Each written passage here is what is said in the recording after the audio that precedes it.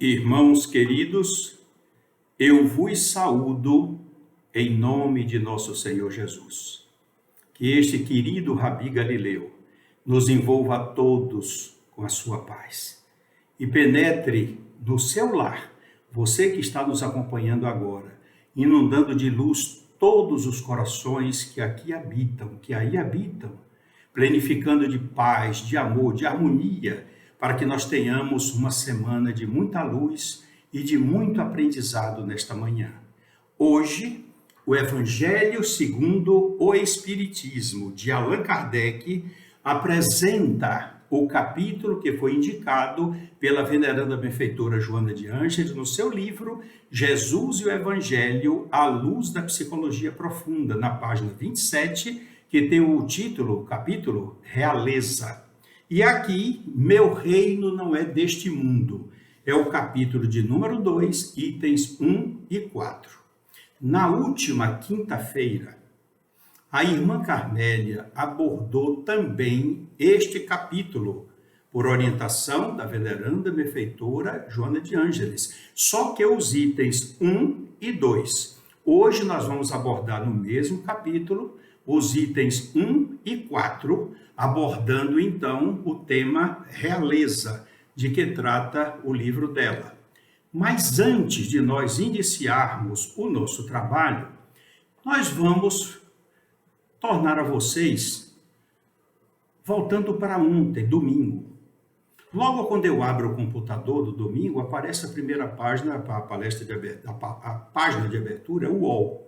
Eu sempre gosto de ouvir as notícias, tal, as informações, e me chamou a atenção um quadro com uma informação: efeito da pandemia, tracinho, saúde mental. Então eu cliquei ali e foi para uma página com o título Viva Bem, tracinho, equilíbrio. Para lembrar, foi o UOL de ontem, 27/12/2020. Portanto, nós temos aí uma matéria muito interessante que nos chamou a atenção e eu vou passar para vocês o que ela está se referindo. Na avaliação do presidente da Associação Brasileira de Psiquiatria, o cuidado com a saúde mental da população deve ser abrangente e direcionado a todos, para haver uma mudança de pensamento e de comportamento da população. Então, o articulista diz que o presidente da Associação Brasileira, essa associação que nós estamos falando de psiquiatria, enfatizou que as preocupações com a onda de consequências à saúde mental derivadas da pandemia permanecem com tendência ascendente, permanecem em crescimento. E isso é preocupante para a Associação Brasileira de Psiquiatria. A Associação Brasileira de Psiquiatria estima que existem 50 milhões de pessoas com algum tipo de doença mental no Brasil.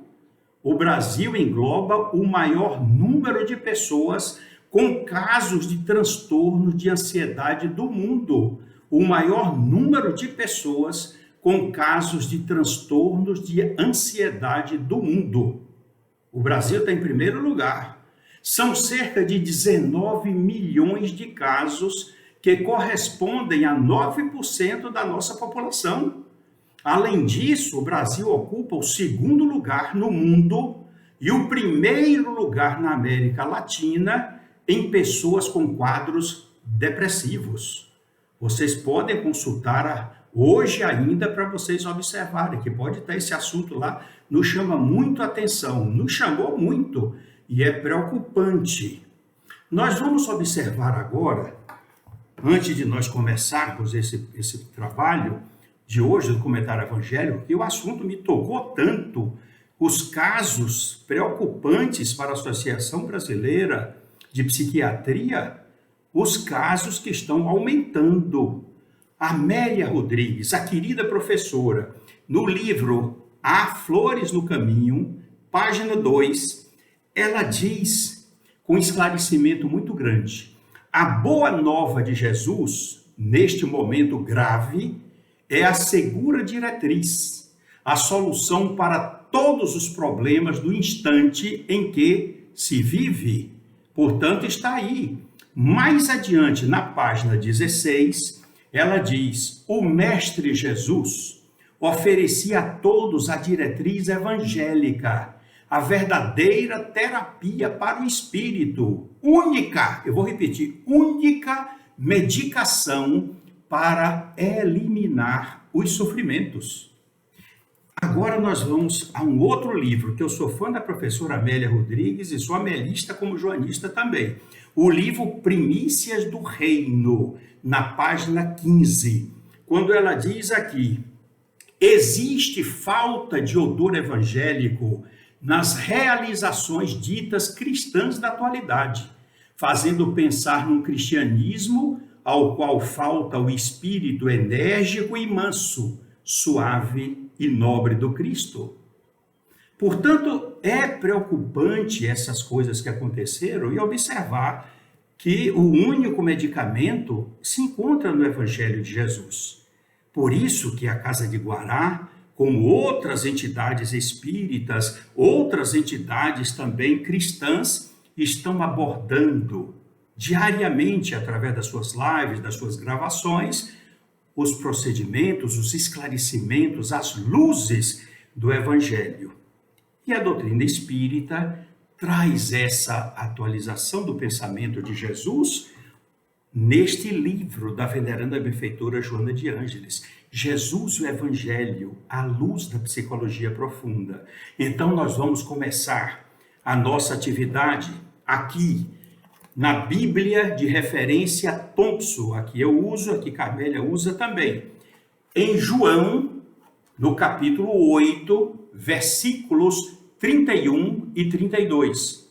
Quando Pilatos inquire Jesus, claro, antes da crucificação, naqueles momentos terríveis, quando questiona se ele era o rei dos judeus, porque essa era a acusação de que os judeus e o sinédrio estavam imputando a Jesus. Então Jesus responde: tu dizes que eu sou rei. Eu para isso nasci e para isso vim ao mundo, a fim de dar testemunho da verdade. Todo aquele que é da verdade ouve a minha voz. Então Jesus foi bem claro, seguro, afirmando isso. Tu dizes que eu sou rei, mas meu reino não é deste mundo. Eu para isso nasci e para isso vim ao mundo, a fim de dar testemunho da verdade. Todo aquele que é da verdade ouve a minha voz. E aí Pilatos fez a pergunta: mas o que é a verdade? João, capítulo 8, versículos 31 e 32, nesta Bíblia Thompson. O que é a verdade? Ora, a verdade, segundo a veneranda benfeitora Joana de Ângeles, no seu livro Jesus, o Evangelho à luz da psicologia profunda, na página 32, como eu tenho cansado de dizer, a verdade com letra maiúscula, na sua definição profunda e penetrante, é Deus. Como é que Jesus ia esclarecer isso para Pilatos, que era politeísta, acreditava em muitos deuses? E aí Jesus ficou calado. Mas a veneranda benfeitora Joana de Ângeles, no seu livro Iluminação Interior, na página 30, como eu tenho sucessivamente repetido na Casa de Guará, quando ele escreve, ela escreveu dizendo que ele pronunciou: eu sou o caminho da verdade e da vida, afirmou Jesus. Será que ela não se equivocou? Não se equivocou não, porque na tradução que fizeram aqui no Evangelho de João, diz: eu sou o caminho, a verdade e a vida. Jesus não é a verdade, Jesus é o caminho, o único caminho que nós podemos seguir para o reino de Deus. Mas a verdade, na sua essência, como Joana falou aí, que eu tenho repetido sempre, na sua essência mais penetrante e profunda, é Deus. Então ele não é a verdade, ele é o caminho da verdade. A professora Amélia Rodrigues também, isso eu tenho cansado de falar em todos os lugares que eu vou, no livro A Mensagem do Amor Imortal, nas páginas 174 e 175. Ela diz, abre aspas, Jesus, porém, propôs manso e humilde. Eu sou o caminho da verdade e da vida. Ele não disse eu sou a verdade e a vida. Eu sou o caminho da verdade e da vida. Por isso que nós vamos observar aqui na Bíblia, em Mateus, que Jesus nenhuma palavra respondeu a Pilatos. De sorte que o governador estava muito admirado, segundo Mateus, capítulo 28, versículo 14. Ele não respondeu nada, ele ficou calado. E aí muitos dos teólogos falam que o silêncio de Jesus ante Pilatos foi profetizado pelo profeta Isaías no Antigo Testamento e que Jesus ficou calado para confirmar a profecia. Não, nós não observamos, com todo respeito, nós observamos de outro aspecto. Isaías, ele profetizou porque ele foi um dos grandes profetas da antiguidade que já identificavam a vinda desse Messias e os judeus estavam esperando há muito tempo. Então ele identificou que haveria um dia que esse silêncio iria ser feito. Portanto, não foi para que Jesus ficou calado para cumprir a profecia. Não. Isaías profetizou. E aqui nós vamos trazer aqui, deixa aqui o Antigo Testamento, nós temos aqui profeta Isaías, capítulo 53, versículo 7, da Bíblia de referência Thompson. Abre aspas. É claro que quando ele escreveu, Jesus não ainda estava no cenário aqui do Antigo Testamento, mas ele identificava o que iria acontecer com o Messias. Quando ele escreveu, ele foi oprimido e humilhado, mas não abriu a sua boca. Como cordeiro, foi levado ao matadouro, e como a ovelha muda perante os seus tosquiadores, ele não abriu a sua boca. Então ele não ficou calado para que se cumprisse a profecia. A nossa visão é outra. Isaías já previu que isso ia acontecer. E ele não abriu a boca porque como ele poderia esclarecer a Pilatos, que era politeísta, que essa verdade na sua essência mais penetrante e profunda era Deus, o Deus único. Por isso que as coisas eu gosto sempre de esclarecer e mostrar a vocês para que trabalhem nas pesquisas, se abasteçam de informações para terem segurança naquilo que vocês estão dando, que vocês vão aprender e solidificar no patrimônio intelectual que todos nós precisamos ter. O Espírito de Verdade já nos disse, amai-vos e instruí-vos. São duas coisas que precisamos desenvolver. Portanto, a veneranda benfeitora Joana de Ângeles, no livro Jesus, o Evangelho, à luz da psicologia profunda, no capítulo Realeza, ela escreve: a preocupação de Pilatos com Jesus estava assentada no medo de perder a governança, de ser vítima das contravenções que ele sustentava para manter o poder entre intrigantes e pérfidos que o vassalavam em expressivo número. Vassalagem, numa tradução popular, com todo respeito à veneranda benfeitora Joana de Ângeles, era aquele puxa-saquismo no palácio dele. Portanto, é isso que ele vivia. Mas aconteceu que ela continua aqui. Na hora que ele viu Jesus, Joana diz, diante daquele homem compassivo, apesar de mostrar sinais de que sofreu tortura, ele amarrado, Pilatos observou e não teve, seus receios desapareceram. Porque diante daquele homem compassivo e submisso, as suas projeções, as projeções de Pilatos e receios desapareceram. Ali não se encontrava um competidor vulgar, mas um triunfador sobre si mesmo, que não disputava nada, porque ele já possuía tudo, o mais importante tesouro de paz dentro dele. Coisa linda, não é? Meu reino não é deste mundo, ele disse a Pilatos. Portanto, a vida futura, a nossa querida benfeitora Joana de Ângeles nos diz aqui, a vida futura é o delineamento essencial do ministério de Jesus. É o delineamento essencial. Se não houvesse a vida futura, nenhum significado existiria na vida de Jesus e em todas as vidas. Na sua vida de Jesus, no esforço hercúleo para erguer o ser humano do seu primarismo e recomendar-lhe a incessante luta pela transformação moral, esse foi o trabalho incessante que Jesus teve. Jesus preparou o advento de uma futura nova era, que se apresentaria através da expansão dos fenômenos mediúnicos, com o advento da psicologia espírita, defluente da doutrina codificada por Allan Kardec. Está aqui no capítulo de número 2. É lindo. Vamos ver aqui agora, no Evangelho segundo o Espiritismo, no capítulo 2, no item 4, quando, na página seguinte, Allan Kardec escreveu: a realeza moral se prolonga e mantém o seu poder, sobretudo após a morte. Sob esse aspecto, não é Jesus mais poderoso rei do que os potentados de toda a terra? Razão, pois, lhe assistia para dizer a Pilatos, abre aspas, sou rei, mas o meu reino não é deste mundo.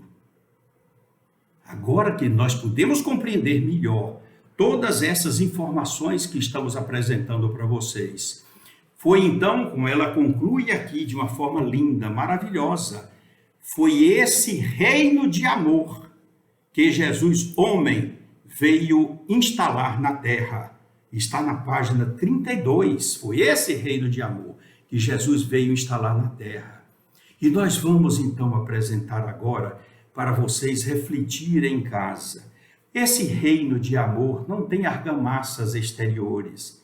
Ele está construído dentro do nosso ser, gradativamente, passo a passo, em que nós aprendemos as lições de Jesus e vivenciamos o seu evangelho, espargindo esse amor de misericórdia que tivemos conhecimento através dos seus ensinos, para enriquecer os corações de todos aqueles que nós encontrarmos pelo nosso caminho, com a beleza dos seus ensinos, mostrando a nossa transformação moral, que é o atributo maior do Evangelho, a transformação moral de cada um, como Jesus impulsionava a todos nós que alcançássemos com as nossas realizações no campo do bem. Por isso que em momentos quase finais da sua existência, João, evangelista, disse: por isso eu vos ordeno, amai-vos uns aos outros, como eu vos amei.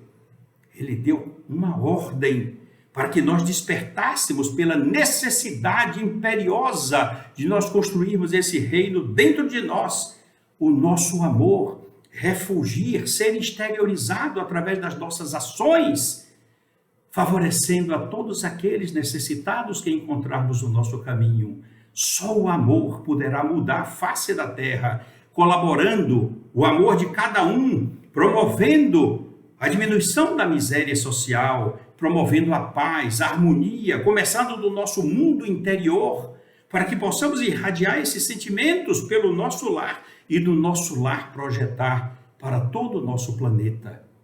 E eu lembro nesse momento de um pensamento maravilhoso de Rui Barbosa, o baiano maravilhoso, o Águia de Haia, que defendeu o Brasil do Tribunal de Haia na Europa.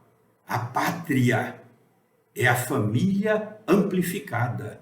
Então nós dizemos ainda, aproveitando o dizer de Rui Barbosa, não com a ousadia, mas com a humildade de quem pede ao mestre para beber na mesma fonte que ele irradiava seus ensinamentos. O mundo, a terra, é a família amplificada, é o lar ampliado, porque todos nós somos irmãos, porque filhos do mesmo Pai.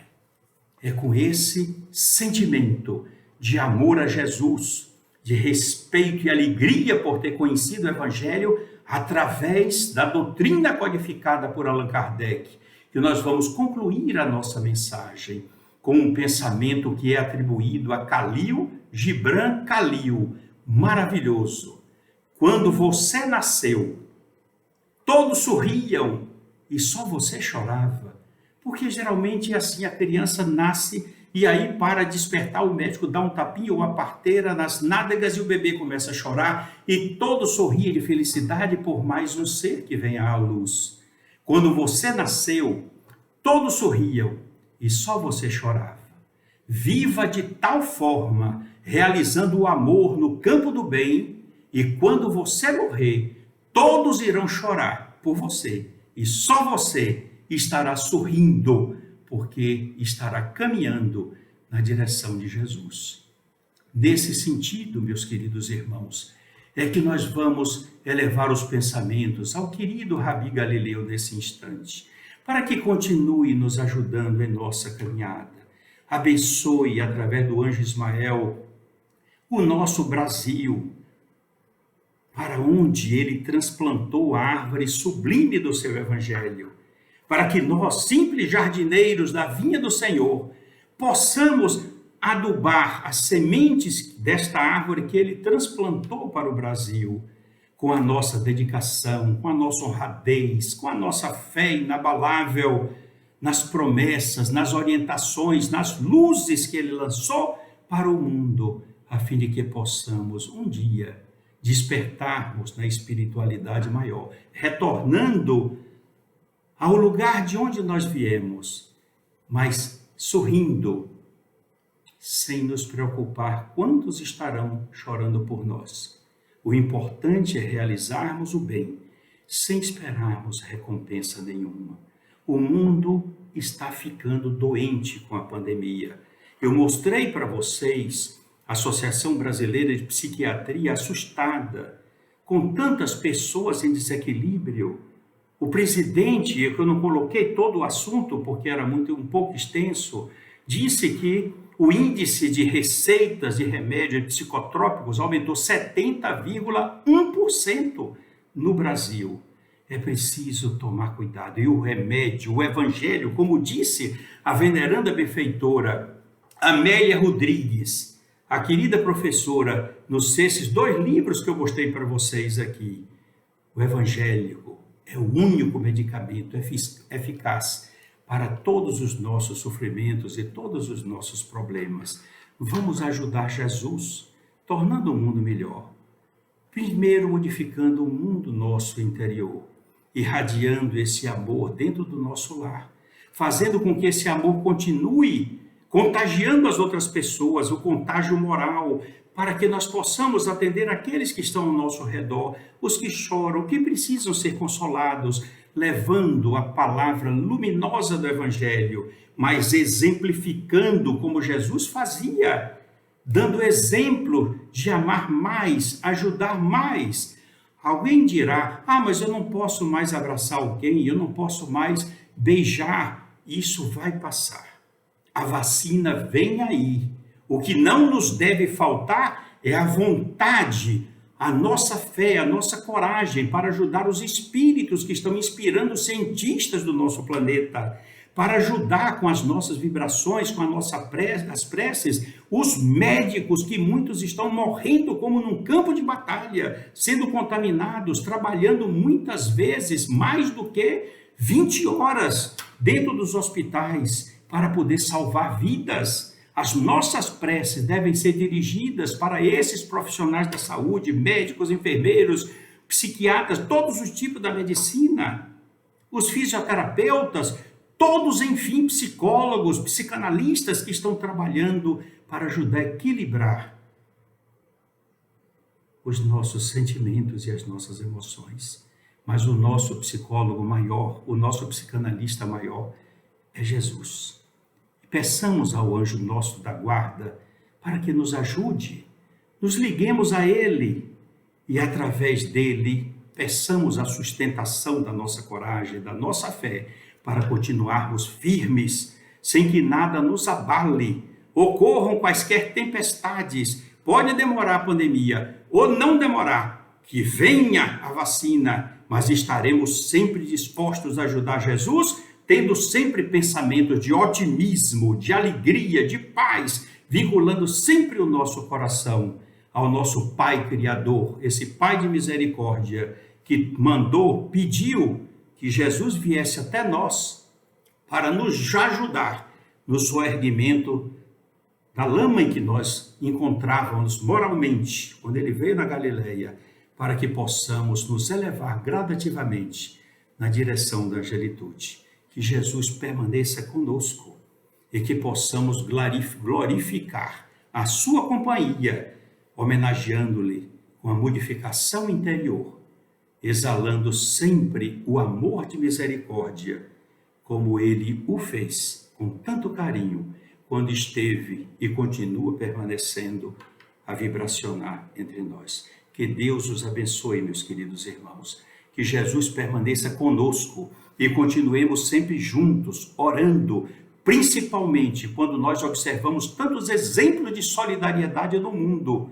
Que não nos falte a nossa, orando pelo nosso amigo fraterno que temos no Grupo Espírita Casa de Guará, orando pelos espíritos que estão trabalhando, encarnados e desencarnados também, no socorro daqueles que retornam para o plano espiritual, desacreditando que existe uma misericórdia divina que os aguardará a todos nós, quando deixarmos o nosso corpo somático e partirmos de retorno à espiritualidade maior.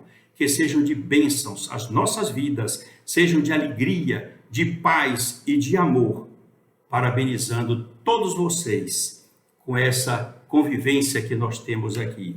Recebam do meu coração os votos de muita paz, de muito amor, de muitas alegrias, porque breve estaremos juntos novamente nos abraçando na Casa de Guará. Que Deus os abençoe e que Jesus permaneça com todos nós, hoje, amanhã e para sempre. Que assim seja.